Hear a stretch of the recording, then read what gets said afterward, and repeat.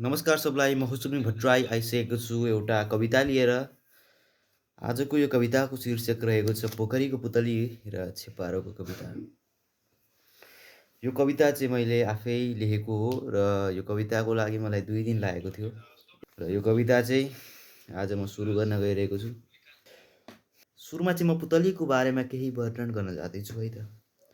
पुतली एकदमै नटखट स्वभावकी थिई। उसको आँखा हेर्दा सागर जस्तो, ओठ गुलियो फल जस्तो र बदन पोखरीको फुलमा बस्ने पुतली जस्तै एकदम कोमल थियो। ल कविता सुरु गर्न गएँ मैले। पोखरीको किनारमा एउटा पुतलीको बास थियो। पोखरीको किनारमा एउटा पुतलीको बास थियो। त्यो पुतलीसँग मनमन एउटा छेपारोले सम्बन्ध गाँस्थ्यो। पुतलीको लागि त छेपारो एउटा लास जस्तै थियो।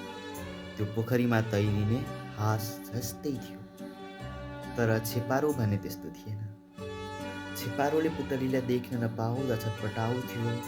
मनभित्र कसैले नसुन्ने गरी कराउँथ्यो र पुतलीको सम्झनामा घन्टौँ हराउँथ्यो। पुतलीले बोलाउँदा लाजले भुतुक्कै हुन्थ्यो। न त कसैले बोलाउँदा सुन्थ्यो। उसको आँखामा भित्रभित्रै मायाको थोपो तप तप गर्दै चुइन्थ्यो।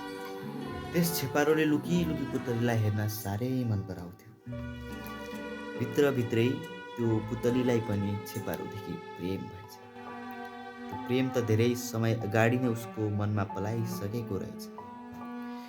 बिस्तारै दुवैजना फोनमा सूर्यास्ताएपछि गुनगुनाउन थाले। एकअर्कालाई मनमा बसेका कुराहरू सुनाउन थाले। छेपारोले माया देखाउने गर्थ्यो र पुतलीले त्यस मायालाई महसुस गर्ने गर्थिन्। पुतली उता खुसी थिई मैले मनको कुरा सुनाउने, सुख दुःखका भावना जताउने र अलिअलि सताउने व्यक्ति भेटे भनेर। तर छेपारो त आखिरी छेपारो नै थियो। कति चाहिँ एउटै भित्तामा टाँसेर बस्न सक्थ्यो होला र। छेपारोलाई अरू भित्तामा चढ्ने बानी बसेछ। दिनभरि अरू भित्तातिर आँखा लगाउँथ्यो र सूर्यास्ताएपछि पुतलीलाई छुटो माया जताउँथ्यो। समय तीव्र गतिमा बढ्दै गयो। घन्टादेखि दिन, दिनदेखि हप्ता र हप्तादेखि महिना। छेपारो पुतलीसँग बोल्नै छाडेछ। उसलाई एउटै भित्तामा बसिरहन वाक्क लाग्न थालेछ। बिस्तारै छेपारो आफ्नो दुनियाँमा व्यस्त भएछ। तर पुतली उता एक्लै थिई। ऊ अब एक्लै भएकी थिई। उसँग अब सुख दुःखका कुरा सुनाउने कोही भएन। बिस्तारै पुतलीले पनि छेपारोलाई भुलाउन थाली। तर केही समयपछि त्यो छेपारो फेरि उप्रति आकर्षित भएछ। पुतलीलाई बोलाउन उनको नजिक गएछ। किनकि ऊ फेरि पुतलीसँग बोल्न चाहन्थ्यो। त्यो सम्बन्धको ढोका खोल्न चाहन्थ्यो। तर पुतलीले मुहार अन्त्यतिर फर्काएर कदम चालिन्।